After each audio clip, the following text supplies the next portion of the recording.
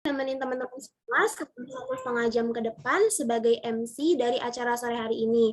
Tak lupa juga puji syukur kita haturkan kehadirat Allah Subhanahu wa Ta'ala yang telah memberikan rahmat serta hidayahnya sehingga kita dapat berkumpul di acara sore hari ini. Juga puji syukur kehadirat Nabi besar Muhammad Shallallahu Alaihi Wasallam yang telah menuntun kita ke jalan yang terang benderang dan menjauhkan kita dari kegelapan serta kebodohan. Nah, sebelumnya teman-teman di sini udah ada yang tahu belum sih kita mau bahas apa ya sore hari ini? Coba jawab di kolom chat yuk. Bahas apa nih kita sore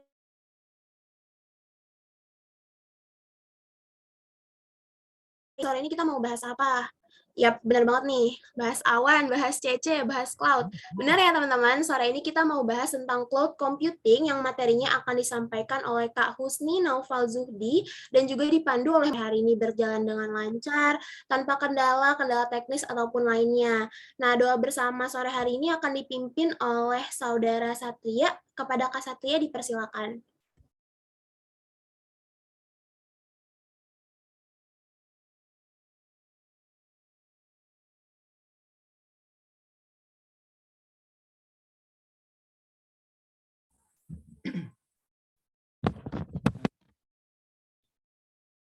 Assalamualaikum warahmatullahi wabarakatuh. A'udzubillahi minasyaitonirrajim. Bismillahirrahmanirrahim. Alhamdulillahalamin. Wassalatu wassalamu ala asrofil anbiya wal mursalin wa ala alihi wa sahbihi ajma'in amma ba'd. Nahmaduhu wa nasta'inuhu wa nastaghfiruhu wa na'udzubillahi min syururi anfusina wa min sayyiati a'malina min yahdihillahu fala mudhillalah wa min yudhlilhu fala hadiyalah. Allahumma sholli ala wa sallim ala sayyidina Muhammad wa ala alihi wa sahbihi ajma'in amma ba'd. Alhamdulillazi an'amana bi ni'matil iman wa islam wa nuslimu ala khairil an'am sayyidina Muhammadin wa ala alihi wa sahbihi ajma'in amma ba'd. Alhamdulillahi wassalatu wassalam ala Rasulillah sayyidina Muhammad wa maulana Muhammad abdillahi wa ma'ba'd. Sadaqallahul azim. Amin amin ya rabbal alamin. Amin, amin ya robbal alamin. Semoga yang membaca dan mendengarkan mendapatkan pahala yang sama dari Allah Subhanahu wa Ta'ala. Nah, ya udah nih, kita nggak usah berlama-lama lagi ya. Langsung aja ke acara utamanya, yaitu pemaparan materi inti dari Kak Husni yang akan dipandu oleh moderator kita, yaitu Kak Azam. Halo Kak Azam, udah ada di tempat? Halo Anggi, hadir. Halo Kak Azam, gimana nih Kak kabarnya sore hari ini? Alhamdulillah baik. Anggi gimana kabarnya? Alhamdulillah baik juga Lagi Kak. UAS kan ya? Iya Kak, tapi udah selesai, tinggal nunggu nilainya aja nih. Mantap. Bagus lah ya, semoga bagus ya nilainya ya. Amin, amin. Semoga nilai teman-teman juga semuanya pada bagus ya. Amin, amin, amin. Udah siap belum nih Kak buat mandu sesi diskusi kita pada sore hari ini? Insya Allah siap ya, kita siap-siapin aja ya. Bismillah, semoga siap. Amin, keren banget emang moderator kita. Ya udah kalau gitu rangkaian acara ke depannya akan aku mulai serahkan ke Kak Azam ya. Oke, makasih banget MC kita yang paling keren hari ini, Anggia. Makasih udah misalkan aku hadir di sini ya. Oke, selamat sore teman-teman semuanya. Welcome to sharing session HIMT UIN Jakarta yang pertama gitu ya. Senang banget ketemu teman-teman semuanya. Semoga teman-teman semua sehat dimanapun teman-teman berada gitu ya. Semoga acara kita diberkahi gitu untuk hari ini karena tadi juga kita habis doa gitu ya. Sama seperti yang udah disebutkan Anggia di awal, ini adalah rangkaian acara yang diadakan oleh HIMT UIN Jakarta yang terdiri dari rencananya 6 sharing session gitu sampai dengan bulan Desember. Harapannya tercapai semua. Nah, di sini sebenarnya kita konsepnya santai aja, relax gitu kan. Aku dapat inspirasi dari namanya Kak Darmaji Suryadika. Beliau adalah CEO dari pemimpin.id ya. Dan di pemimpin.id itu ada program namanya Teras Belajar. Nah, di Teras Belajar itu terinspirasi lagi dari teras belajarnya Ibu Pahlawan Nasional kita, Raden Ajeng Kartini. Di mana di teras belajarnya beliau itu nggak harus formal gitu kan, nggak harus formal, nggak harus kaku.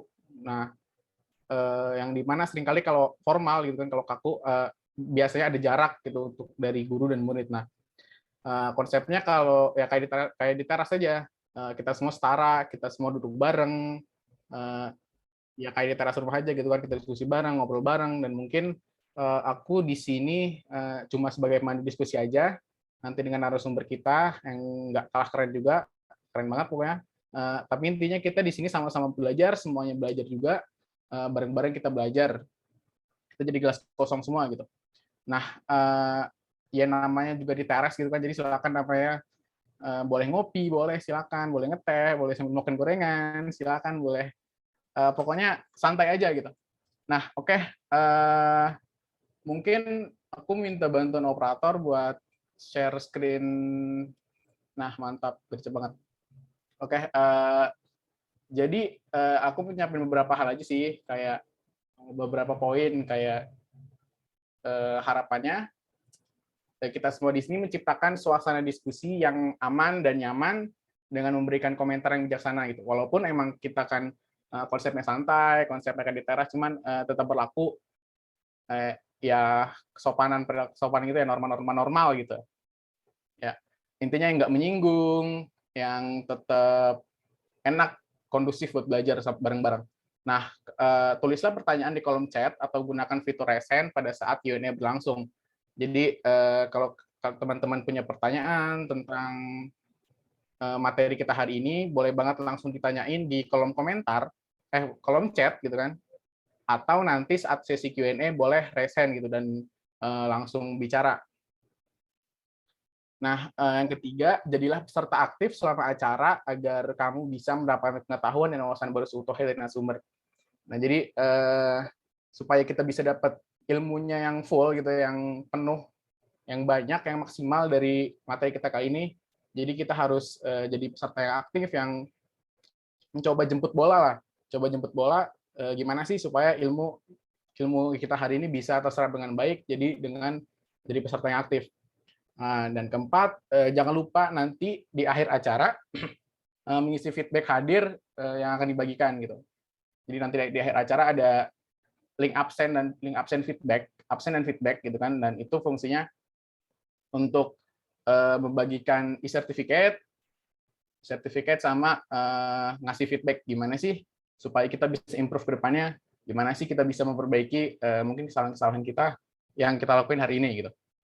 Nah, terakhir pengumuman peserta terbaik akan diumumkan di akhir acara. Jadi hari ini akan ada peserta terbaik untuk yang peserta yang paling aktif, yang menjawab pertanyaan, yang aktif di kolom chat, aktif berbicara gitu. Intinya nanti akan dipilih oleh panitia, teman-teman panitia kita untuk milih satu peserta terbaik gitu. Dan nanti akan diberikan reward. Rewardnya apa? Nanti di akhir acara lah gitu ya. Pokoknya adalah gitu. Bikin senang lah lumayan. Oke, next. Nah, kita langsung aja nih untuk siapa sih pemateri kita pada hari ini ya kan.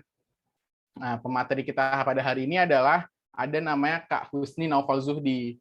Nah, beliau ini adalah sekarang sistem engineer intern di Tokopedia gitu kan, toko ijo. Biasanya orang Twitter nyebut toko ijo. Dan juga Kak Husni ini adalah fasilitator aku di Bangkit gitu. Bangkit CC25. Mungkin di sini juga ada teman-teman CC25 nih.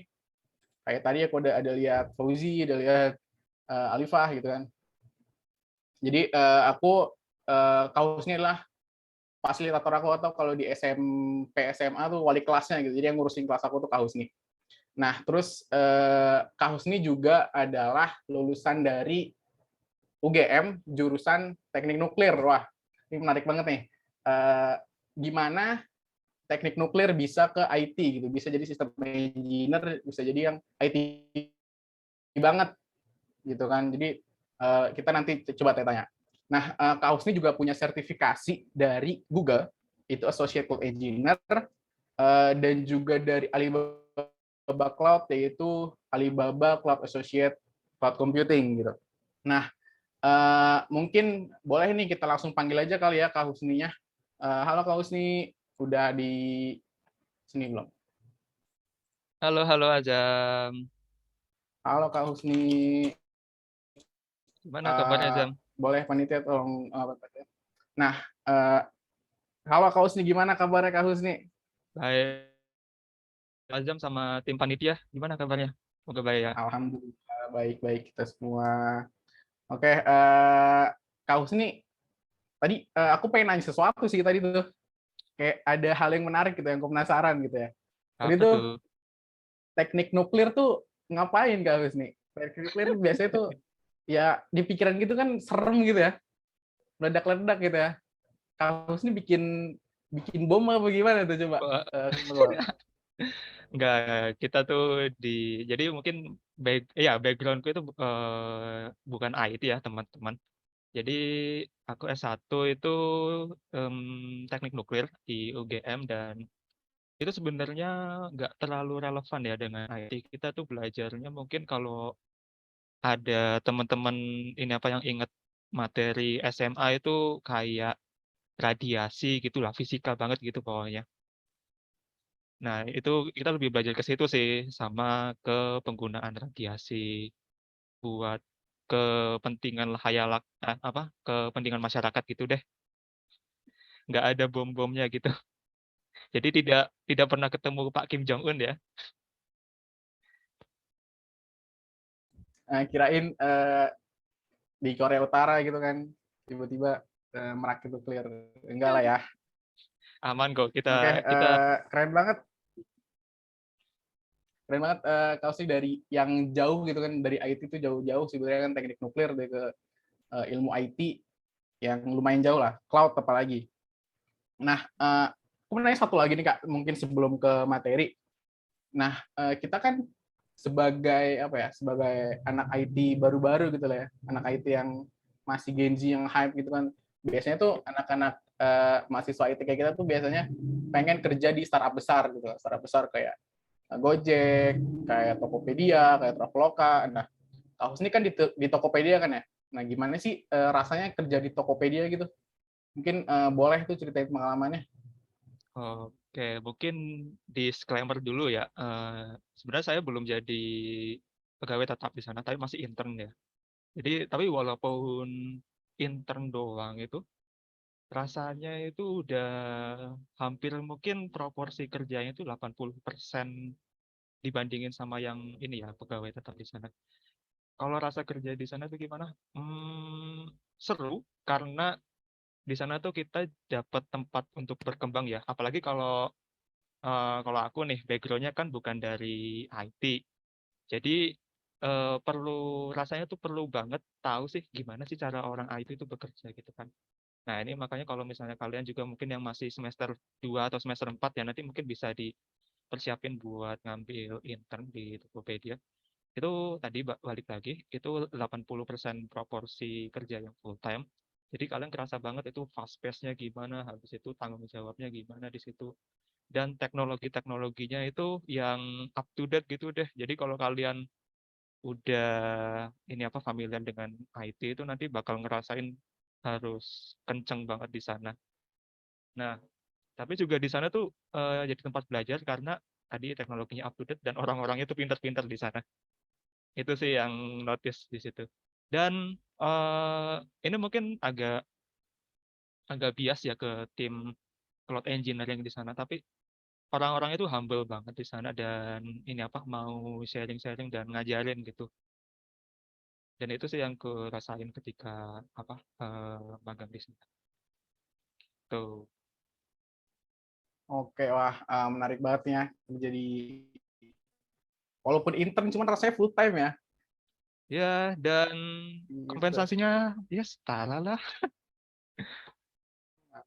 Ini ya. Mungkin buat teman-teman juga yang pengen pas lulus ataupun sebelum lulus bahkan pengen kerja di kayak Tokopedia ataupun Gojek atau Traveloka, boleh nih minta tips and trick dari Kak Husni gitu ya.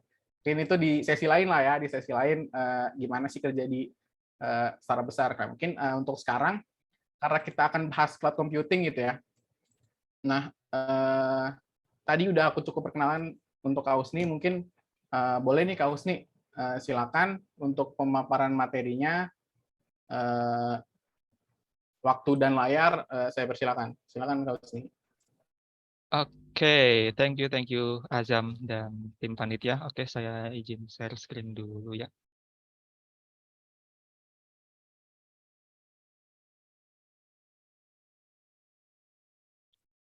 Oke, mungkin dari tim panitia atau teman-teman boleh konfirmasi udah kelihatan belum ya layar ini presentasi saya?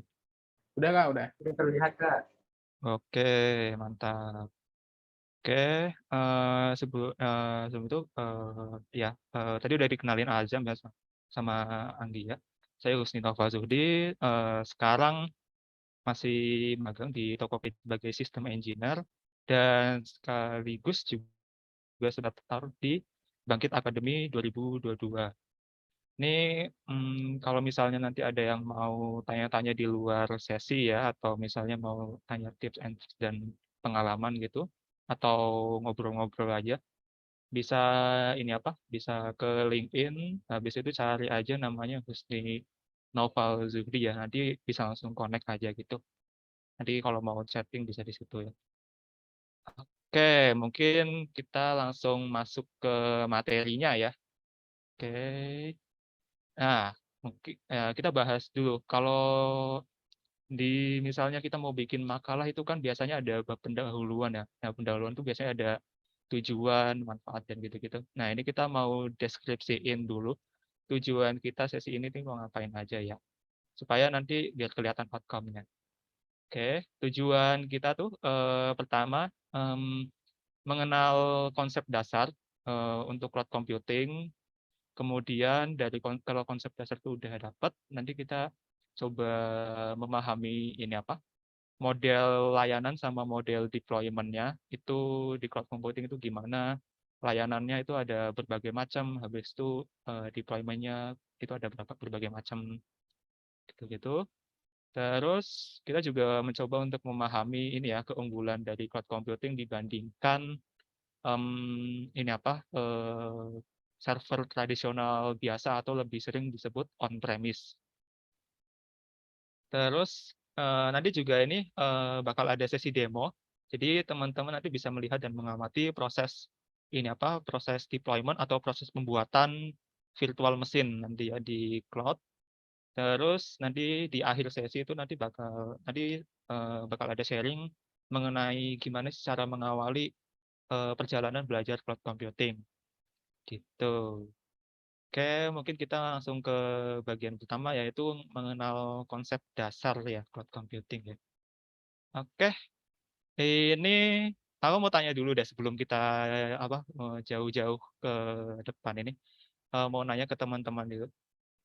Ada yang udah pernah tahu apa itu cloud computing belum ya? Kalau misalnya ada yang udah tahu, boleh dong diisi di ke slido.com. Terus nanti masukin kode 1169921. Atau yang lagi pakai HP bisa langsung ini ya pakai QR code ini. Pengen tahu kalau dari teman-teman tuh menurut teman-teman tuh cloud computing itu apa? Tuh.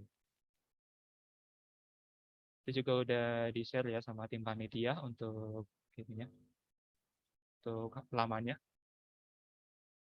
Kayak mungkin dikasih waktu sekitar 2 menit.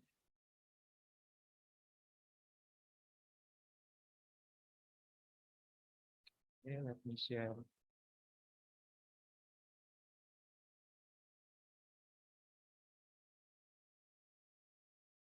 Oke, ini langsung ngisi jawabannya aja ya. Oh, ini ada yang salah ini kayak masuk namanya.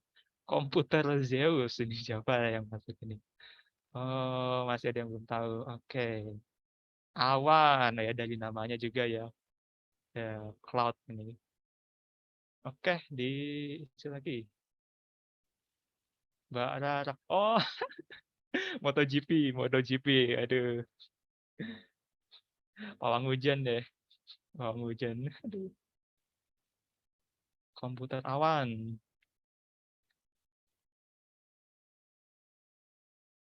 Oke, masih banyak yang belum tahu sama belum belajar ya. Oke, tidak apa-apa. Komputer goib.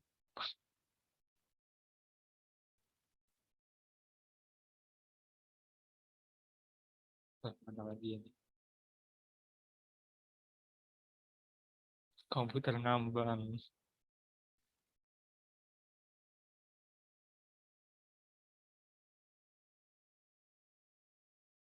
Tadi aku nemu ada yang ini. Mana tadi ya? Nggak perlu perangkat keras. Oke, nice. Ya, ya bisa dibilang benar sih ini. Karena kalau kita pakai cloud computing itu kita nggak perlu ngurus perangkat kerasnya ya. Kayak misalnya harus beli server atau misalnya beli komputer gitu terus dicolokin kabelnya ke internet gitu-gitu atau setting router segala macam. Oke, awan mendung. Mirip G Drive. Ini juga nih. G Drive itu salah satu produk dari cloud computing ya. Nanti kita bakal belajar itu G Drive itu sebenarnya kalau di cloud computing itu dikelompokin di bagian mana gitu. Big data. Ini nice juga ini. Ada hubungannya ya cloud computing dengan big data. Karena big datanya nanti mungkin cloud computing lebih ke arah infrastrukturnya ya. Jadi tempat menyimpan big datanya itu di cloud computing sama manajemen juga. Oke, wah ini udah ada yang ngegas nih. Oke, virtual machine juga ini ya, chip. Oke, oke mungkin udah cukup ini ya. Bisa aku move. Ini pokoknya ada komputasi, ada awan. Habis itu tadi juga ada yang bilang G Drive, ada virtual machine, habis itu server online juga ini ya, data juga itu nanti bisa di kita rangkum deh. Oke, thank you semuanya udah jawab ya ini. Oke, mungkin aku coba pindah ke slide tadi. Oke. Oke, ini udah coba ini ya, ngetes pengetahuan teman-teman tentang cloud computing. Mungkin kita coba mulai dari definisi formal dulu ya.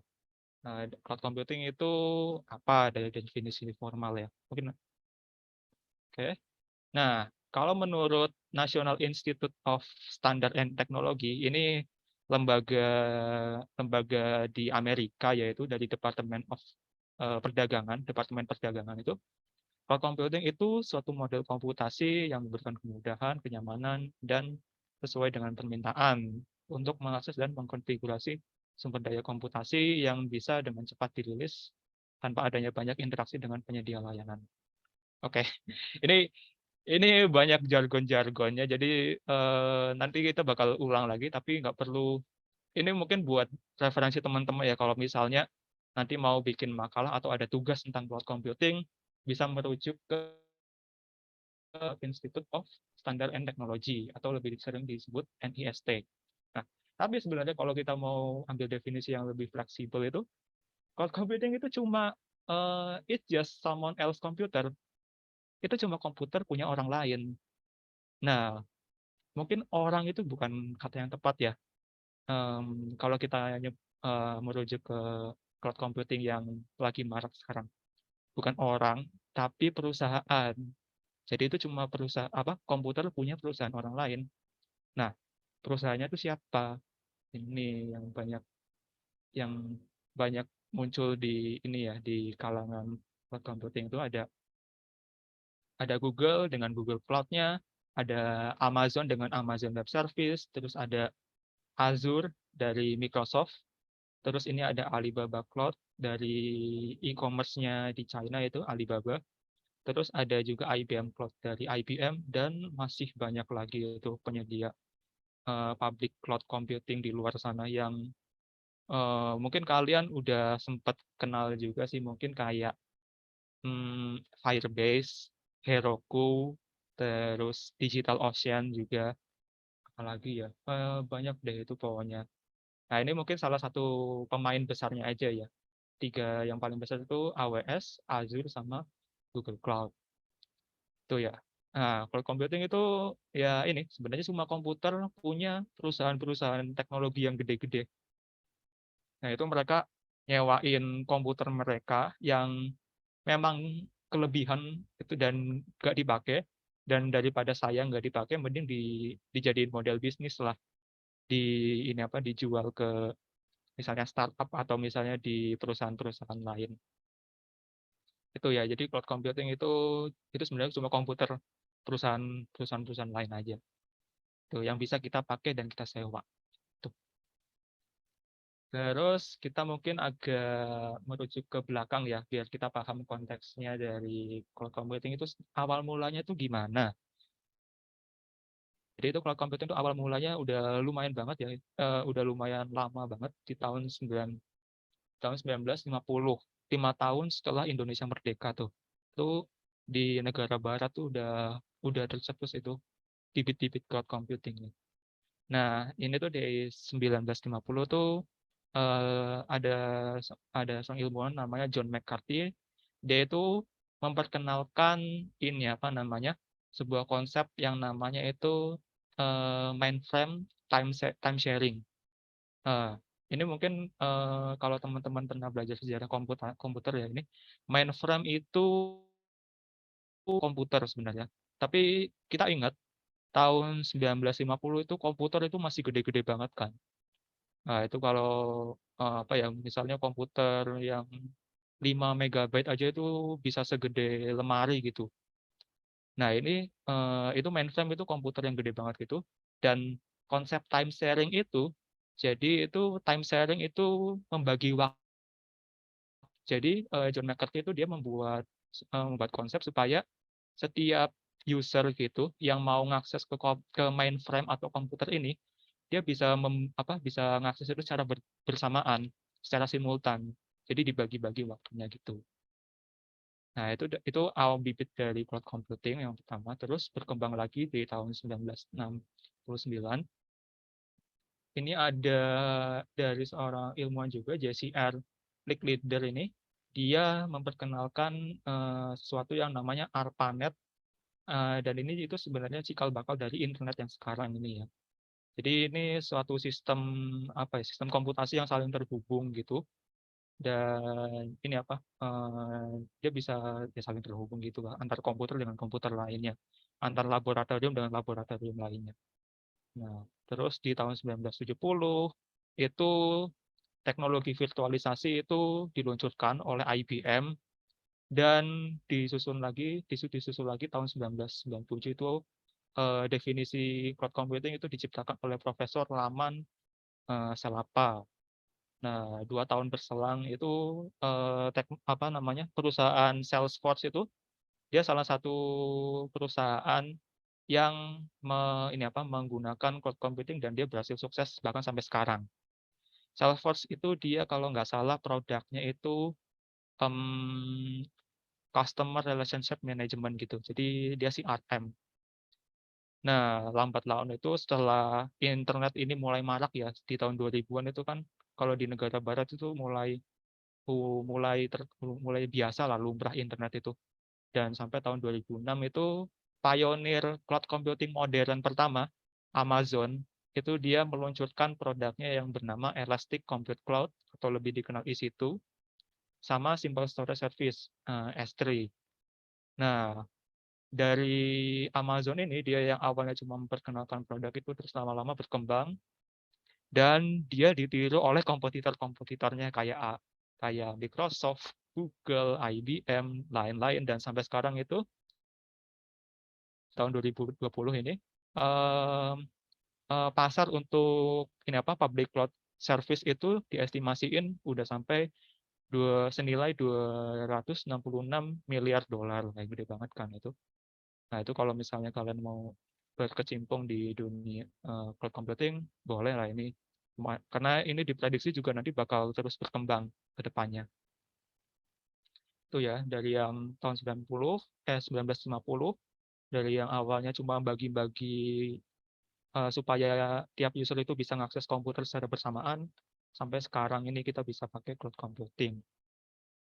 Itu sejarahnya. Oke. Terus, nah ini kita coba ngomongin tentang karakteristik cloud computing.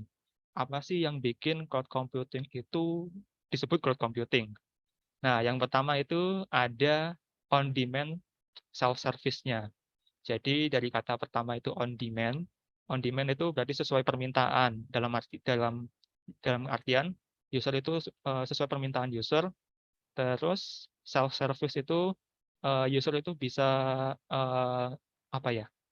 Melakukan semuanya. User itu bisa minta sesuatu dan dia bisa ngelakuin itu sendiri gitu, sesuai permintaan dia. Dan itu tidak perlu ada campur tangan manusia dari misalnya public cloud provider. Jadi udah kita tinggal minta, habis itu udah dikasih, tinggal pakai gitu. On demand self service. Terus karakteristik yang kedua itu broad network access. Jadi selama kita itu terhubung ke internet, itu kita bisa mengakses sumber daya komputasi cloud kita itu di mana aja, dari mana aja. Gak peduli misalnya kalian lagi di negara terpencil, selama kalian punya akses internet, itu kalian bisa mengakses, bisa mengelola tenaga komputasi di cloud kalian. Terus ada yang namanya resource pooling. Nah, ini resource pooling itu anggap aja itu apa ya? Kayak ada semacam danau, dan danau itu airnya itu diibaratkan sebagai tenaga komputasi yang disediain oleh penyedia cloud computing. Nah, penyedia cloud computing itu dia bisa membagi sumber dayanya ke pelanggan terserah dia.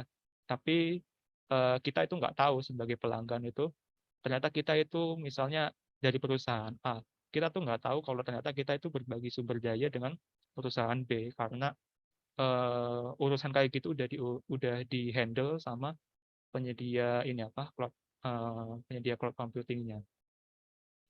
Itu jadi secara tidak langsung kita bisa berbagi resource dengan perusahaan lain. Itu resource pooling itu. Terus ada rapid elasticity. Rapid itu kencang, elasticity itu elastis ya. Jadi dalam artian kita bisa mendapatkan sumber dan banyak sekaligus. Tuh. Jadi kalau misalnya tiba-tiba kita butuh misalnya 10 10 tenaga komputasi gitu, misalnya 10 CPU. Wah, itu tinggal minta aja udah.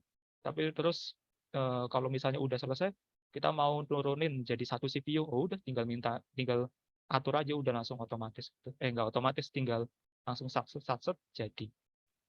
Kemudian karakteristik yang kelima itu yang terakhir measured service. Jadi semuanya terukur. Dalam artian pemakaian kalian itu nanti terukur semuanya berapa CPU yang dipakai, berapa gigabyte storage yang dipakai, terus berapa bandwidth-nya. Dan itu nanti bakal bisa kalian gunakan untuk misalnya optimasi, atau misalnya dari sisi cloud provider itu buat ngitung biaya kalian tuh habisnya berapa gitu. Jadi ini ya, ada 5 karakteristik. Pertama itu on demand dan self service. Jadi pelanggan itu tinggal langsung minta aja langsung dan itu langsung otomatis dibikin. Terus broad network access, yang mana kita bisa mengakses dari mana aja selama bisa terhubung ke internet. Terus ketiga itu resource pooling, jadi kita tuh bisa berbagi resource dengan perusahaan lain. Terus rapid elasticity, kita bisa bisa minta sumber daya dengan cepat. Dan measured service, semuanya itu terukur di cloud computing ya. Nah, itu karakteristik dari cloud computing. Terus kita coba next ke model layanan yang ada di cloud computing ya. Jadi ini secara umum model layanan itu kayak pembagian jenis layanan gitu deh.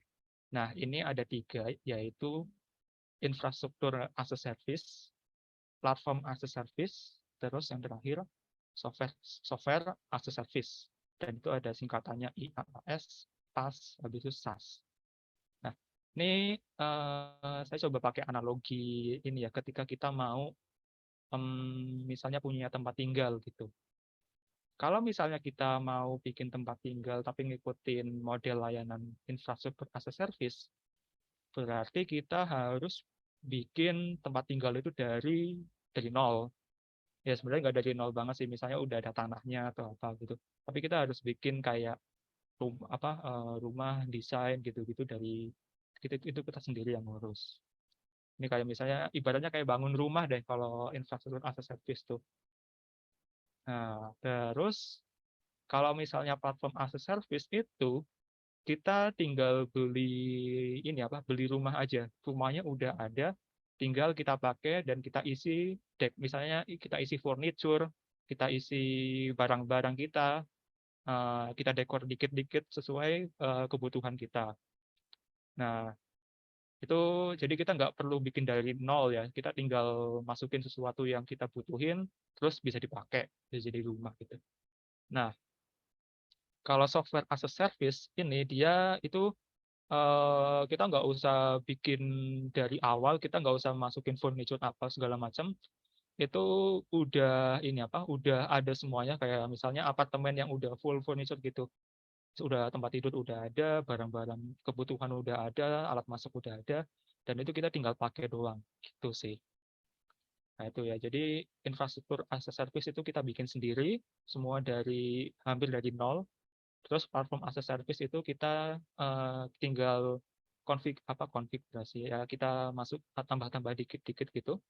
Terus kalau software as a service itu kita tinggal pakai doang, udah gampangannya gitu sih analoginya.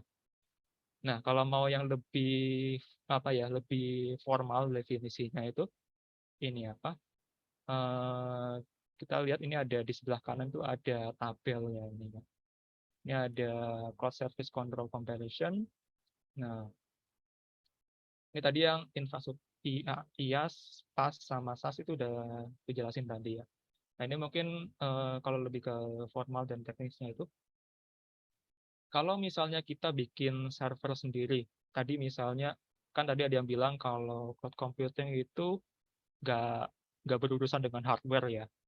Nah, kalau misalnya kita bikin server sendiri dari misalnya komputer di lab kalian lah, di lab praktikum gitu, itu kan kalian harus ngurus dari sisi networking, ya pasti hardware-nya dulu, networking, terus storage, server, nanti kalau perlu virtualization dia ada virtualization, terus nanti ngurus di level operating system, habis itu ke atas ini kayak aplikasi dan datanya. Itu kalau kalian ngurus di ini ya, server yang tradisional. Tapi kalau misalnya kalian mau pakai cloud computing, yang infrastruktur yang IaaS coba dulu, infrastruktur as a service. Itu tuh kita cuma ngekonfigurasi dari level operating system. Kita milih operating systemnya apa, misalnya mau pakai Linux kah, Ubuntu kah, atau mau pakai OpenBSD ya. Nah, itu terus atau mau pakai Windows pun juga bisa. Nah, itu nanti kita perlu konfigurasi Windows, middleware, runtime-nya mau pakai apa, terus data application. Nah, untuk di level bawah-bawah ini, yang low level itu kita nggak perlu mikirin lagi. Kemudian ini kita lanjut ke platform as a service. Nah, kalau platform as a service itu lebih mudah daripada ini ya infrastrukturnya. Jadi kita udah nggak perlu mikirin operating system, middleware, sama runtime-nya. Kita cuma perlu mikirin tentang data sama application-nya doang. Nah, kalau software as a service itu udah kita nggak usah mikirin di baliknya itu gimana, di programnya itu jalannya gimana. Yang penting kita cuma pakai doang, udah. Itu lebih gampang. Nanti mungkin bakal aku contohin juga ya untuk IaaS, PaaS. Tapi kalau misalnya software as a service itu, aku yakin kalian udah sering pakai secara nggak sadar. Contohnya itu Google Drive tadi. Itu tadi ada yang waktu aku tanya di awal-awal itu kan ada yang jawab Google Drive ya. Nah, itu dia masuk ke cloud computing ke bagian software as a service. Karena kita itu kalau kita pakai Google Drive ya, kita tuh udah nggak mikirin lagi, ini cara mereka nyimpen data itu gimana ya? Apakah ditaruh di server mana gitu? Kita nggak. Kita udah tinggal data dia, nanti kalau kita butuh, kita download, udah gitu aja. Nah, contoh lainnya mungkin kayak Gmail juga kan. Itu kita udah tinggal nerima email, kirim email, udah beres. Atau mungkin contoh lain itu nanti ada Instagram, itu juga sebenarnya aplikasi itu kan, platform software as a service juga. Terus mungkin apalagi ya, banyak deh, itu udah banyak banget sekarang software yang kayak gitu. Nah itu ya, itu contohnya ya. Nah nanti kalau misalnya infrastruktur sama platform itu nanti kita coba lihat ya di slide selanjutnya. Nah tadi itu model layanannya ya, ada infrastruktur as a service, platform as a service, sama software as a service. Nah ini kita ngomongin model deployment-nya sekarang. Jadi model deployment itu apa? Kita tuh mau naruh cloud computing itu ada di mana? Secara gampangnya gitu deh. Nah, ini aku kenalin dulu dua model ini ya, deployment. Yaitu satu, ada public cloud, terus ada juga private cloud. Nah, ini dia punya kelebihan masing-masing ya.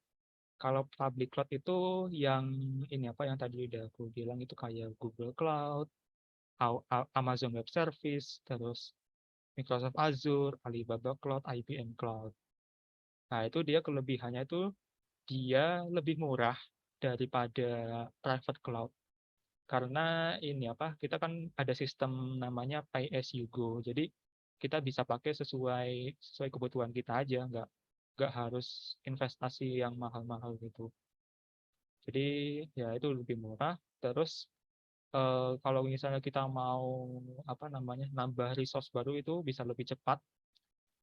Terus kalau misalnya nurunin resource yang udah ada juga kita bisa lebih cepat juga ya. Itu namanya scalable.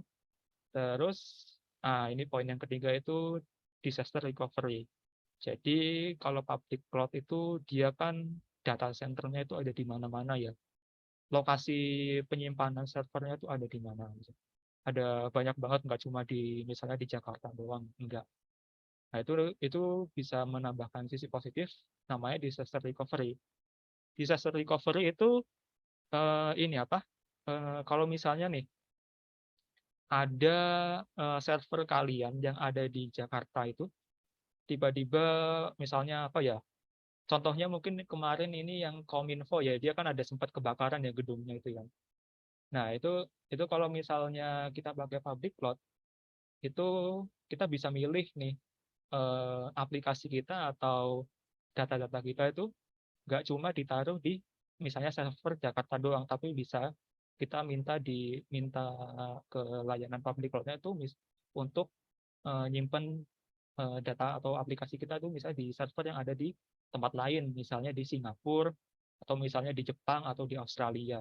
Jadi kalau misalnya yang satu lokasi itu misalnya di Jakarta itu dia ada kendala, itu aplikasi kita itu tetap jalan, data kita tetap aman di lokasi-lokasi lain kayak di Singapura, Australia, Jepang, atau Malaysia gitu deh. Pokoknya di tempat lain dah masih aman datanya kita tuh. Nah, itu kalau public cloud ya. Nah, kalau private cloud itu kita kita bikin sendiri arsitektur cloud computing kita dari nol. Nah, mungkin kedengarannya itu kayak on premise ya, tapi kayak misalnya server tradisional. Cuma kita juga bisa ketika udah jadi nih infrastruktur yang private cloud yang kita bikin, kita bisa ngakses private cloud kita itu dari mana aja. Ya, balik lagi ke prinsip cloud computing tadi kan, bisa ngakses di mana aja. Nah, kelebihannya dari private cloud itu, dia keamanannya lebih bagus karena ya kita yang setting sendiri kan, kita yang bikin sendiri dari awal gitu. Udah jelas kita bisa konfigurasi segala macam, siapa aja yang boleh ngakses, aksesnya dari mana aja, terus apa ya, ya apa habis itu orang ini boleh ngakses file-file apa aja gitu-gitu, itu kan bisa kita kontrol ya. Nah ini di poin kedua juga full control, jadi kita yang emang yang konfigurasi private cloud dari nol, jadi kita yang lebih tahu dalamnya itu gimana. Terus poin ketiga itu regulasi ya. Jadi mungkin nanti kalau teman-teman yang baru semester 2 atau semester 4 ya, mungkin belum kebayang, tapi ada kalau di negara-negara kayak Eropa atau Amerika itu data itu sangat terregulasi ya. Jadi misalnya itu data dari suatu negara, misalnya Jerman, itu dia nggak boleh keluar dari negara itu. Nah, ini salah satu kelebihannya dari private cloud itu, kita bisa karena kita yang ngontrol sendiri ya. Jadi kita bisa mengkonfigurasi sesuai regulasi di suatu negara tersebut. Misalnya ya itu tadi nggak boleh data ada keluar gitu, atau misalnya dari pemerintah itu nggak bolehin misalnya apa ya, akses dari publik gitu-gitu. Nah, itu kita bisa kontrol sendiri kalau pakai private cloud. Sedangkan kalau di public cloud itu mungkin kita sebenarnya mungkin bisa ya, tapi perlu apa ya, partnership dulu dengan penyedia public cloud-nya gitu. Nah, itu teknologinya juga nanti agak beda dikit, tapi ya kurang lebih sama sih. Terus ini di penghubung kedua model ini ada satu lagi namanya hybrid cloud. Nah, kalau hybrid cloud itu dia mengkombinasikan private sama public. Jadi dia lebih fleksibel. Kadang-kadang mungkin ada beberapa sumber daya yang harus ditaruh di public, ada yang harus taruh di private gitu-gitu. Oke, next. Nah, ini juga kita bahas tentang keunggulan cloud computing ya. Ada produktivitas, hemat biaya, kecepatan, skalabilitas, dan kehandalan. Nah, ini kita ambil contoh aja relationship Netflix dengan Amazon ya, Amazon Web Service. Nah, kalau dari sisi produktivitas itu, jadi Netflix itu dia mengembangkan namanya cloud-based workstation, di mana misalnya editor atau CGI designer atau misalnya apa ya, yang editor video gitu, yang ngerjain film itu dia bisa nggarap tugas-tugasnya itu di software yang ada di cloud. Nah, itu jadi dia nggak perlu, dia bisa kerja dari mana aja, bahkan di laptop kentang gitu, selama dia terhubung ke internet. Nah, itu naikin produktivitas. Terus Netflix juga dia menggunakan database yang sifatnya pay as you go. Jadi ketika ada database yang dia nggak kepake, itu bisa langsung dihapus dan bisa langsung dikurangin gitu. Dan itu bisa menghemat banyak banget. Terus dari segi kecepatan itu mereka bisa menyediakan layanan streaming yang low latency, dalam artian nggak buffer gitulah, nggak ada buffering sama sekali kalau kita nonton dari ini Netflix. Terus skalabilitas juga, dia cepat ekspansi ke negara-negara lain, kayak misalnya dia ekspansi ke Indonesia atau misalnya ke Malaysia gitu-gitu, itu tinggal pakai Amazon doang, udah AWS udah jadi. Terus kehandalan tadi ya, disaster recovery tadi itu, kalau misalnya ada satu server yang gagal, itu bisa dibantu, datanya masih kesimpan lah di server-server yang lainnya. Tuh. Nah, ini mungkin kalau kita ngomongin tentang kehandalan tadi ya, disaster recovery. Nah, ini kita mungkin masuk sedikit ke teoritisnya cloud computing ya. Jadi itu ada konsep yang namanya region dan zona ya kalau di cloud computing. Nah, region itu adalah daerah yang tersusun dari banyak zona. Nah, bisa dibayangin juga itu sebenarnya kalau zona itu satu data center gitu yang cloud provider itu punya. Kalau misalnya contoh ini dia region ya. Region itu ada namanya Europe West 2. Jadi ini region khusus untuk Eropa daerah barat. Nah, di dalam region itu, di Europe daerah barat itu ada 3 zona, ada Europe West 2A, Europe West 2B, Europe West 2C. Nah, itu nanti keputusan untuk milih regionnya itu gimana, atau keputusan milih zone. Nah, kalau misalnya kalian bingung mau milih zona atau region yang mana, selalu ingat kalau tujuannya milih region itu mendekatkan ini apa namanya, aplikasi kita dengan pengguna. Jadi kalau misalnya pengguna kita itu ada di Jakarta lah, atau misalnya di Indonesia, ya kita jangan pakai region atau zona yang misalnya di Jepang atau di India gitu. Kita pakainya ya ini yang deket-deket aja, kayak Indonesia di Jakarta, atau misalnya ada region lagi di Singapura atau Malaysia atau mungkin yang dekat lagi itu si Australia gitu. Nah, itu kalau misalnya kita mau mengoperasikan zone dan region ya. Oke. Terus, ini mungkin cara berinteraksi kita dengan cloud computing ya. Ini mungkin saya bakal coba ambil contoh GCP, Google Cloud Platform. Jadi dia itu ada 3 cara ya buat berinteraksi, yaitu bisa pakai website. Terus yang kedua itu ada ini apa namanya? Ada software development kit sama komen ini apa? Untuk komennya ya di Cloud Shell. Terus ada REST API. Nah, itu REST API itu kita bisa pakai kayak semacam mengakses website doang, itu tiba-tiba udah kebikin aja resource kita. Kalau SDK itu software development kit itu kita pakai bahasa pemrograman tertentu buat ngoding atau konfigurasi sumber daya kita di cloud. Itu sih. Nah, ini mungkin nanti saya coba demoin juga untuk bikin virtual mesin. Nah, yang paling intuitif itu sebenarnya pakai Google Cloud Console ya. Jadi nanti bakal saya coba demoin sih untuk cara bikin ini, virtual mesin gitu. Nah, kalau kita mau bikin virtual mesin di Google Cloud Platform itu bisa pakai namanya Google Compute Engine. Nah, ini di sini tuh dia model layanannya itu infrastruktur as a service ya. Dan itu dan kita tuh bakal bisa bikin virtual mesin dari GCP.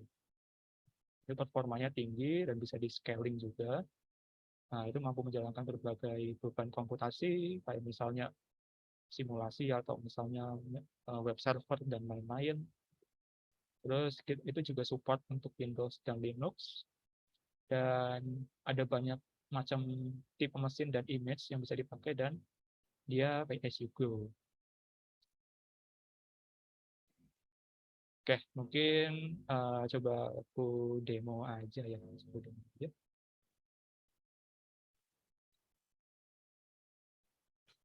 Mungkin sebelum demo Kak, Mm-hmm.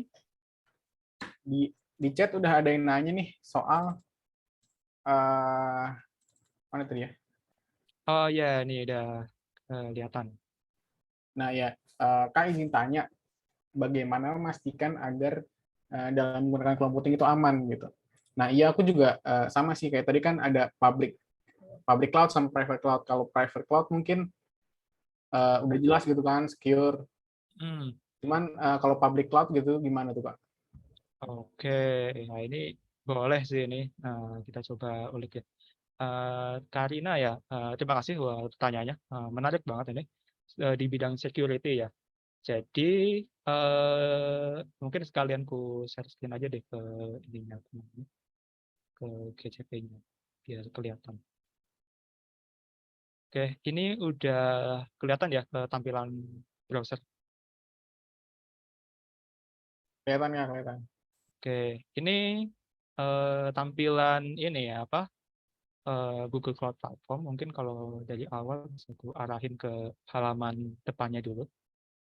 Nah, ini bakal ada tampilan kayak gini.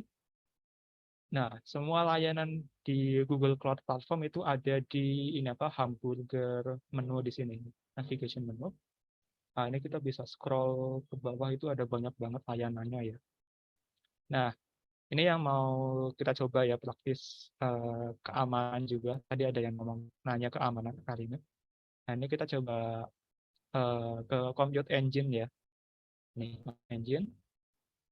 Ini kita mau coba bikin cloud ini apa virtual mesin gitu deh.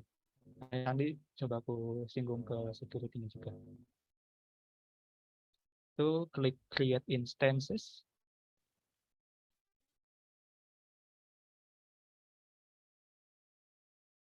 Terus ini bisa kita lihat ya ada banyak opsi yang harus kita isi. Ada nama, kita mau ngasih nama virtual mesin kita itu apa. Mungkin bakal aku kasih nama demo cloud 101 gitu. Nah, Ini terus kita coba pilih regionnya ya. Kita mau yang deket aja, nggak usah jauh-jauh di Eropa. Nah ini kita coba, ini ada Eropa, US, ini ada Amerika, terus ada Eropa, dan ada Asia Pasifik juga ini. Nah kita mau pilih daerah Jakarta ya. Untuk zonanya mungkin kita taruh default aja. Terus, nah ini kita bisa di bagian mesin configuration ini, kita bisa milih kita mau ngasih, kita tuh ada berapa sumber daya gitu. Nah ini kita pilih serinya. Untuk seri ini mungkin belum terlalu relevan ya ke teman-teman. Nah ini tapi kalau kita milih mesin type ini, kita bisa pilih yang misalnya mau CPU-nya berapa, RAM-nya berapa gitu. Nah ini yang paling kecil itu ada CPU-nya itu 2, terus memorinya itu RAM-nya itu 1 GB. Yang paling gede itu ada 32 CPU sama 32 GB RAM. Nah, ini juga proporsional ya dengan harganya ya. Ini bisa kita lihat di sebelah ini di sini itu ada harganya ya, estimasinya ini. Kalau kita pilih yang gede gitu,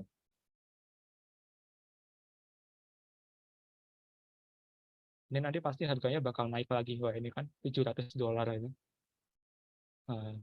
Oke, kita pilih yang standar aja deh, yang medium. Ini terus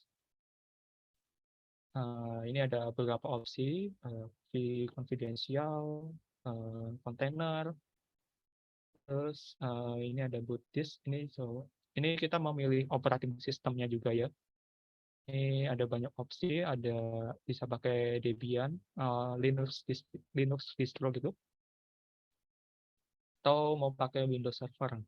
Ini kita pakai default aja deh.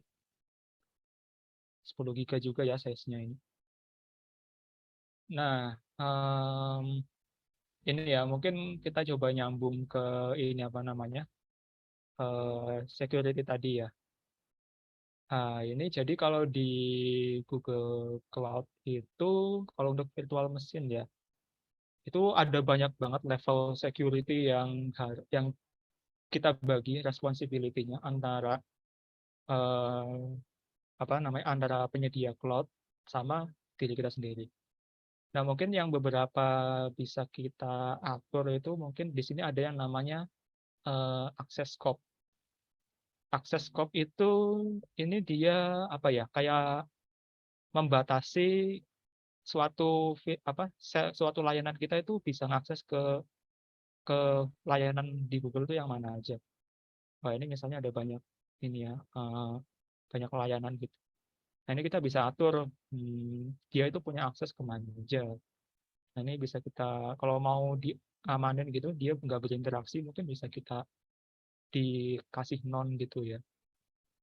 Tapi buat kalau misalnya pembelajar pertama itu, kurasa ngikutin default aja udah cukup sih. Allow access default. Nah, terus ini juga itu ada satu lagi, itu satu. Terus ada juga yang namanya firewall atau dinding api gitu. Mungkin kalau teman-teman yang udah belajar networking udah paham ya gimana firewall itu. Nah, ini kita bisa nge-spesifikin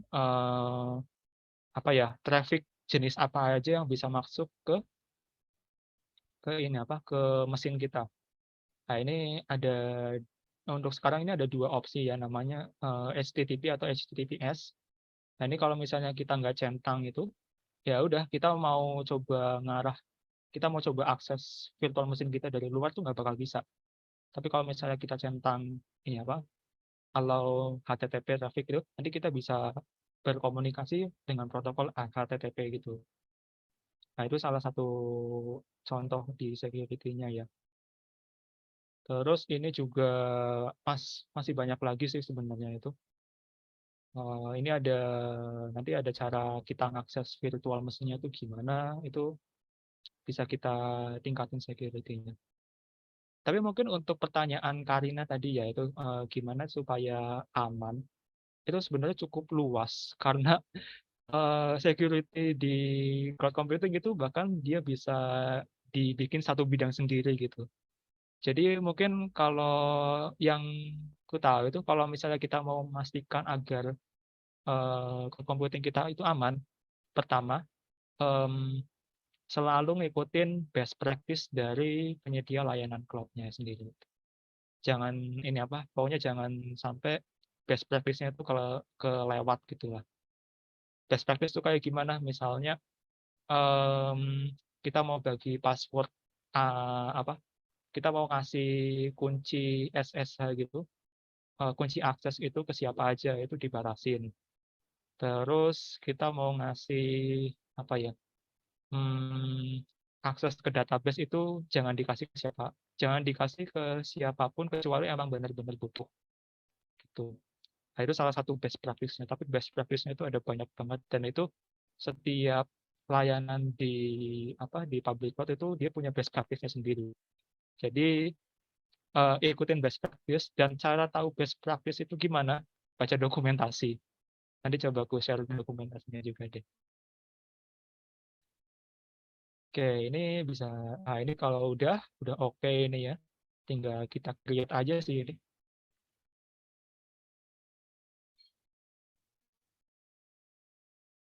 Nah, ini dia lagi proses ya.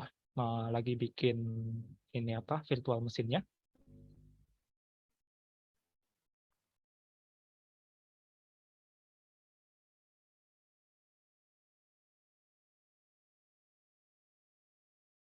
Nah, ini udah kayak tinggal berapa itu? 10 detik atau 15 detik gitu. Ini udah jadi ini. Udah statusnya udah jalan dan kita bisa ini udah dapat IP-nya juga, external IP. Dan ini kita udah bisa pakai ini virtual mesinnya ini. Nah, ini kalau misalnya mau pakai virtual mesin itu ada banyak cara, tapi ini salah satu cara yang paling cepat ya. Itu pakai Cloud Shell ini.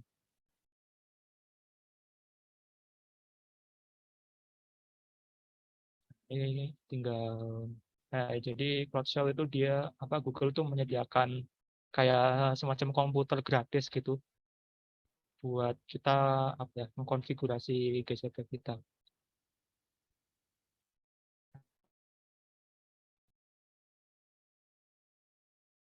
Nah, ini sekarang kita udah masuk ke VM virtual machine kita ini.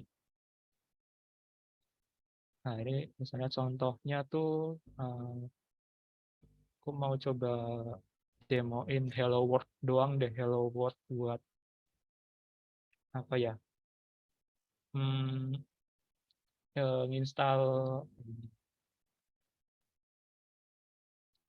nginstal ini Node.js gitu.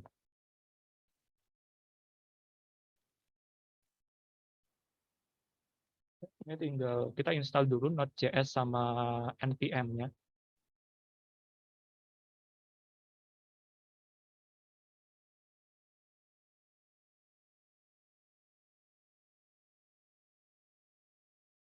Nah, ini mungkin lumayan masuk ini.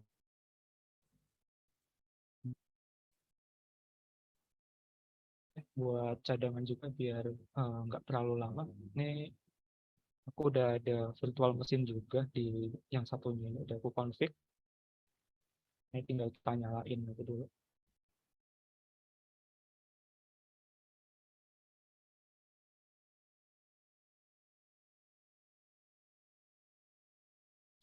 Jadi kita coba masuk ke virtual mesin yang lain.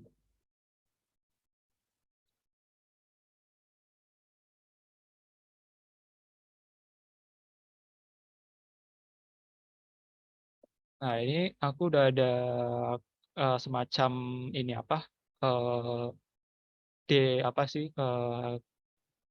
API basic gitu, cuma buat demoin doang. Buat demoin kalau kita tuh bisa pakai ini kayak selayaknya komputer gitu. Ini dia pakai Node.js ya ini. Nah, ini aku coba jalanin sudo node index.js. Nah, ini aku coba, ini udah aku jalanin ya aplikasi Node.js-nya ini di sini. Ini kita mau ngakses itu tinggal wait. Nah, tinggal ini apa? Akses eksternal IP-nya ini aja. Tinggal diklik. Nah, ini udah ada hello world nih di sini nih. Nah, ini kalau misalnya kita mau ganti nih, jangan hello world deh. Tim index s.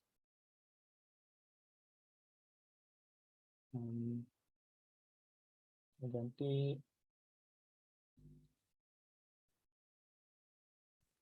hello cloud computing. Nah, ini kita coba restart lagi aplikasi kita.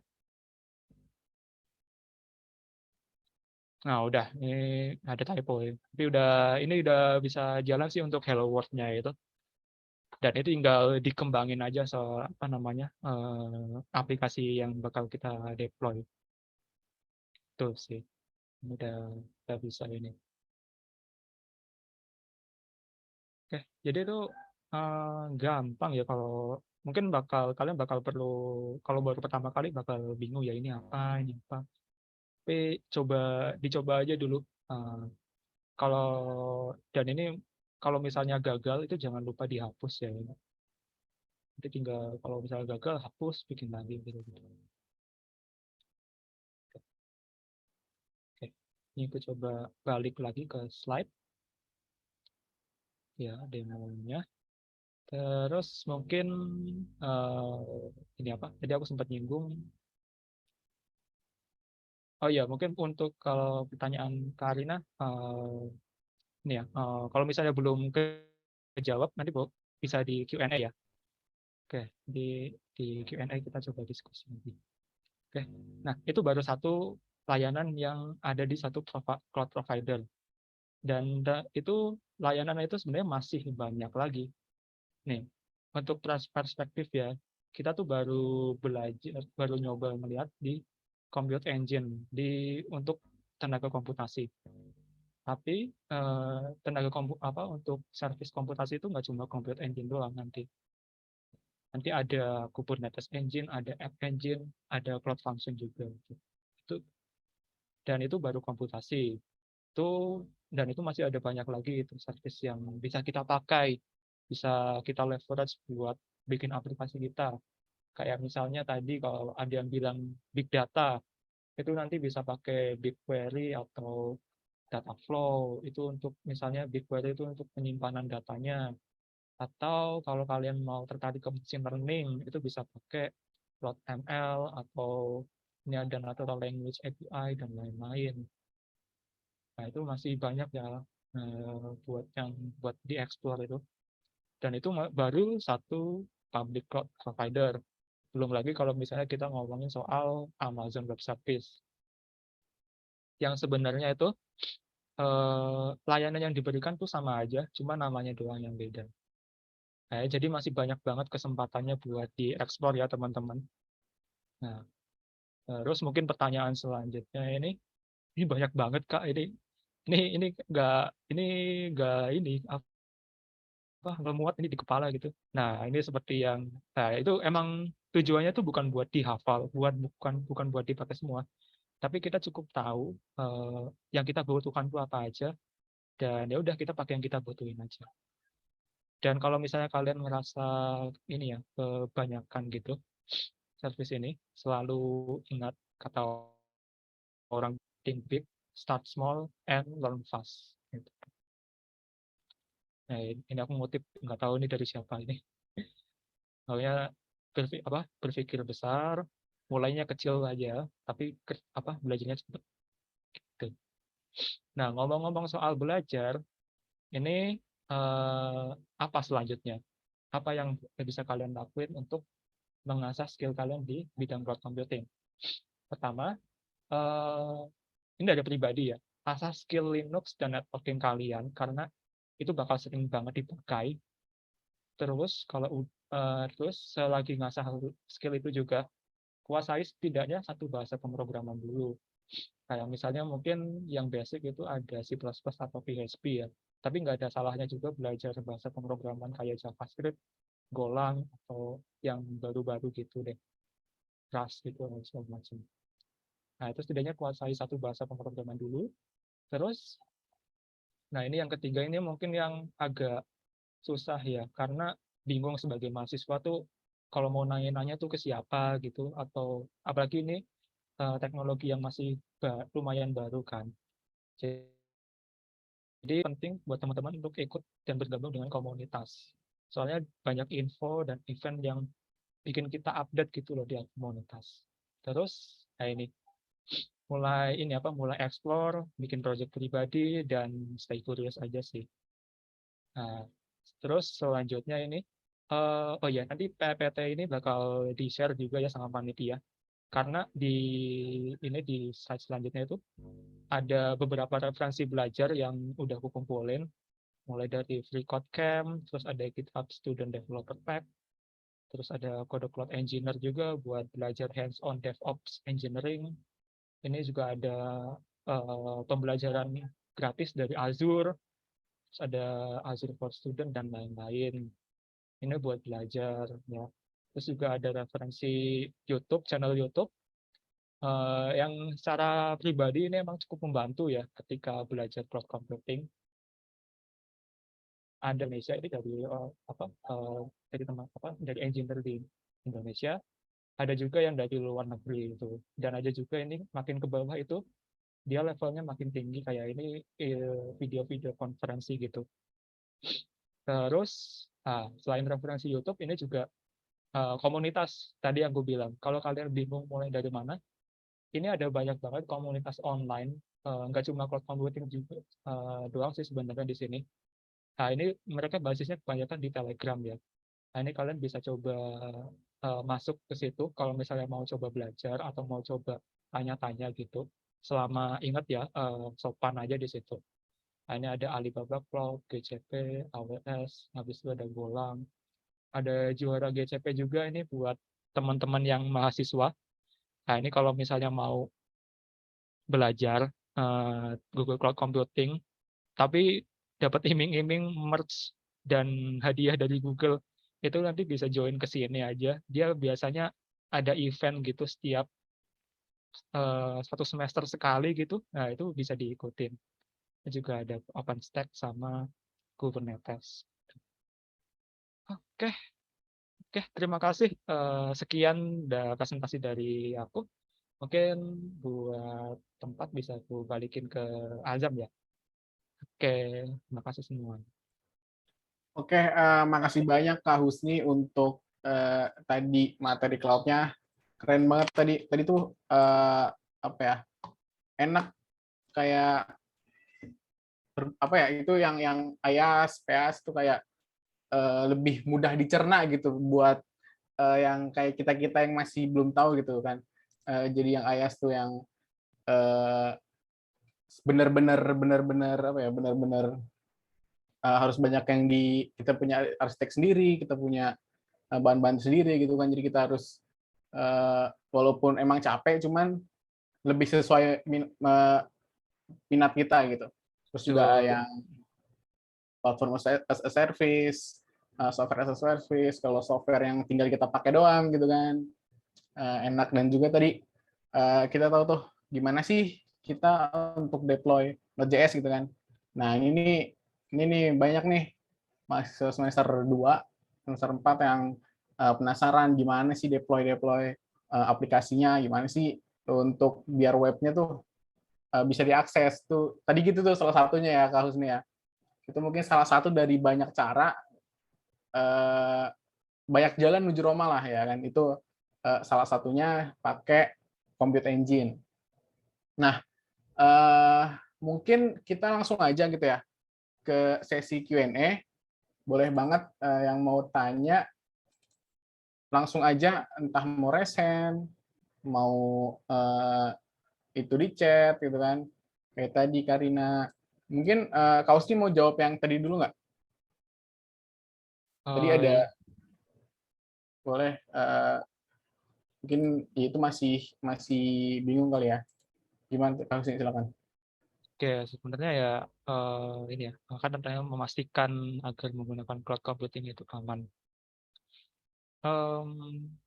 Ya itu, kalau misalnya kalian masih baru, saranku itu mengikuti best practice ya, yang ditawarin oleh cloud provider kalian. Soalnya ini best practice itu adalah jalan paling aman kalau kalian nggak mau aneh-aneh gitu dan nggak mau kejadian yang aneh-aneh gitu di cloud kalian. Itu sih kalau mau ngikut sama keamanan ya.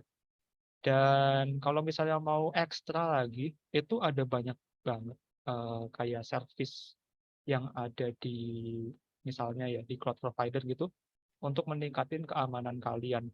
Mungkin boleh ambil contoh di GCP ya karena familiarnya itu di GCP. Itu ada namanya Cloud Armor, itu buat mengatasi misalnya serangan DDoS distributed di itu tahu nggak Azam DDoS kepanjangannya? Eh, tahu definisinya, cuman kepanjangan itu Nah itu apa jujur ya? aja jujur aja sih nggak keinget pokoknya buat serangan Iya. DDoS atau serangan semacamnya itu ada yang namanya Cloud Armor itu. Nah itu bisa dipakai buat menghindari serangan kayak gitu ya di service kalian. Dan security itu juga nggak cuma di masalah layanan doang, tapi itu juga di gimana kultur perusahaan atau misalnya kultur tim kalian. Eh, Kalau di cloud computing itu kita mengenal istilah less privilege, jadi privilege paling rendah. Nah, artinya apa? Eh, itu tuh less privilege itu kayak ketika kamu dikasih tanggung jawabmu ya udah secukupnya aja, nggak usah dilebih-lebihkan. Misalnya kita misalnya dikasih tanggung jawab untuk ngurus server, ya udah kita nggak usah dikasih tanggung jawab untuk ngurus database, nggak usah dikasih tanggung jawab untuk ngurus layanan machine learning gitu-gitu. Ya udah kita fokusnya ke server aja. Jadi dan itu nanti kita cuma dikasih akses ke server doang. Itu di sisi kulturnya ya. Jadi pertama mungkin ngikutin best practice, menggunakan layanan-layanan yang tepat dan layanan pembantu juga kayak Cloud Armor tadi, dan juga pertimbangan juga dari sisi kulturnya ya di tim atau di perusahaan. Wah ini distributed denial of service, Fauzi, thank you buat ininya, buat Thank you apanya. Fauzi udah ngebantuin ya. Oke, ya gitu tadi tentang keamanan. Jadi banyak layernya sebenarnya, cukup Betul. luas untuk dibahas gitu ya. Tapi ya intinya gitu. Mungkin kita beralih ke pertanyaan selanjutnya. Baik, makasih Kak untuk jawabannya. Makasih juga Karina untuk pertanyaannya. Gitu. Ini dari Muhammad Rifki Fauzan nih Kak. Maaf Kak, izin bertanya. Tadi kan dijelasin tentang zone sama region.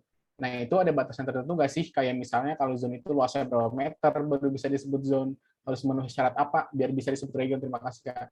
Nah, iya Kak, kan kayak kita tahu tadi tuh ada region, ada zone. Di dalam region ada beberapa zone. Itu untuk menjadi sebuah region atau menjadi sebuah zone tuh ada syaratnya gitu nggak sih Kak? Mungkin gitu Oh yang aku tangkap dari pertanyaan Rifki Fauzan. ya, persyaratannya untuk disebut region atau zone ya. Sebenarnya itu mungkin lebih ke ini ya ke untuk penyedia layanan cloud-nya sendiri ya. Mereka mau mendefinisinya gimana. Tapi kalau secara secara secara gampangnya itu satu zona itu dia biasanya disebut satu zona kalau kalau dia itu ada satu data center sih gitu. Dan sebenarnya ada persyaratannya juga ya kalau misalnya itu satu jarak antara zona, misalnya zona A dengan zona B dengan zona C itu harus berapa kilometer itu. Cuma saya nggak hafal sih itu. Nah itu 160 kilometer. Wah ini Fauzi jago ini. Thank you Fauzi. Nah itu 160 kilometer kan untuk disebut untuk persyaratan zonanya itu. Nah itu baru disebut satu zona. Nah kalau sepengalaman saya ya, ketika mengamati itu, untuk menjadi suatu region itu biasanya terdapat minimal 3 zona. Ya, nah itu baru nanti ketika udah ada 3 zona itu, itu baru disebut satu region. Nah, kita di Indonesia itu ada satu region doang yang namanya Jakarta. Jakarta, region Jakarta. Nah, kalau misalnya mau bikin region baru itu sebenarnya ngikutin prosedur yang ada di tiap public cloud provider ya, nggak mesti harus dari zona dulu atau harus dari region dulu. Soalnya kayaknya tuh kemarin waktu Google itu dia bikin region di Jakarta itu, ya tiba-tiba udah muncul aja tiga zona satu region gitu. Jadi kayaknya udah langsung sepaket sih kayaknya. Nah, mungkin kalau diringkas ya tadi persyaratan untuk zona itu setidaknya biasanya itu satu data center dan ini jaraknya itu 160 km dari Fauzi ya. Terus kalau region itu bisa direbut region itu kalau setidaknya ada 3 zona gitu. Semoga menjawab Rifki Fauzan ya. Oke, makasih banyak Kak. Itu tadi jawabannya. Itu mungkin menjawab ya Rizky Fauzan. Nah, ada lagi nih Kak, dari Rahen Akbar. Kak, izin bertanya, perbedaan cloud computing dengan VPS apa ya Kak? Gitu. Nah, itu Kak, cloud computing sama virtual private server ya, kalau nggak salah ya, VPS ya. Itu bedanya gimana sih Kak? Oke, VPS ya. Sebenarnya baru paham juga sih kalau baru tahu VPS ini. VPS Virtual Private Server.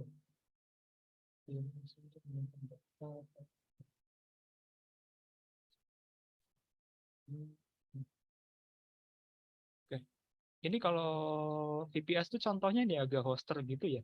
Atau gimana? Kayaknya iya deh, yang ID Cloudhouse, Mega Hoster. Kalau nggak salah sih ya. Nah, itu sebenarnya apa ya? Kurang kalau saya sih lebih ini lebih banyak berkutat di cloud. Jadi malah baru tahu sekarang ada namanya VPS itu. Nah, VPS itu mungkin bedanya ya kalau saya coba googling ini googling cepat itu dia lebih fokus untuk penyimpanan data dan file pada website ya. Mungkin dia lebih menyediakan ini server ya untuk hosting website ya. Nah, tapi kalau misalnya untuk cloud computing itu mungkin dia skalanya lebih besar. Nggak cuma untuk hosting nggak cuma untuk hosting website, tapi bisa juga untuk uh, layanan lainnya seperti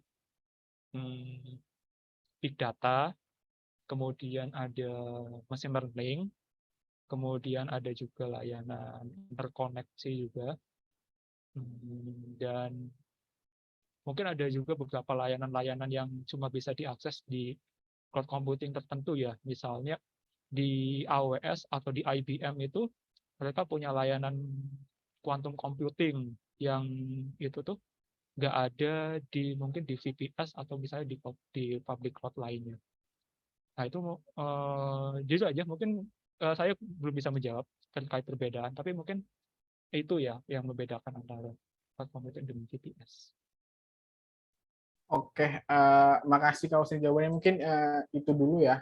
Kayak mungkin bisa dicari lebih dalam. Siapa tadi yang nanya? Rehan Akbar. Oke. Nah, ini ada satu nih Kak yang raise hand. Mungkin boleh nih pertanyaannya, Putri Syakila namanya. Ya, silakan. Izin bertanya ya Kak.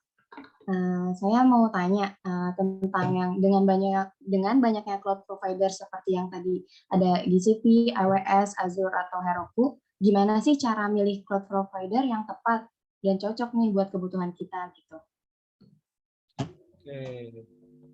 Oke, pertanyaan penting itu soalnya nanti itu bakal dipakai juga ketika kalian sebagai mahasiswa mau nyoba nyemplung ke cloud computing atau ketika kalian udah punya tim atau punya proyek yang pakai cloud computing.